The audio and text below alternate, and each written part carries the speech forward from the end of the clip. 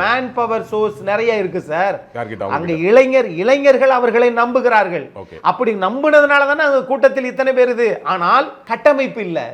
ஏன் வந்து கூட்டு குடும்பங்கள்ல பிரச்சனை இல்லாம இருந்துச்சு? சோ கட்டமைப்பு இல்லாத கட்சி எங்க கிட்ட வாங்க, எங்க கிட்ட கட்டமைப்பு இருக்கு, உங்களுக்கு உதவியா இருக்கு, எங்களுக்கு உதவியா இருக்குங்கிறதா? அது ஒண்ணு. இன்னொன்னு, திமுக ஆட்சியை அகற்ற வேண்டும் என்று நினைப்பவர்கள் அத்தனை பேரும் ஒரே கூட்டணி கீழே இருக்கணும், அதிமுக தலைமையில் இருக்கணும். அது ஒண்ணு. இன்னொன்னு வந்து என்னன்னு கேட்டீங்கன்னா 4 முனை கூட்டணி அப்படின்றாங்க. இப்ப இந்த 4 முனையில அதிமுகவுக்கு திமுகவுக்கு தான் போட்டி. இப்ப தாவேகா தனியா நின்று ஆட்சி அமைக்க முடியுமா? ஓட்டுக்களை பிரிக்கத்தான் முடியும்.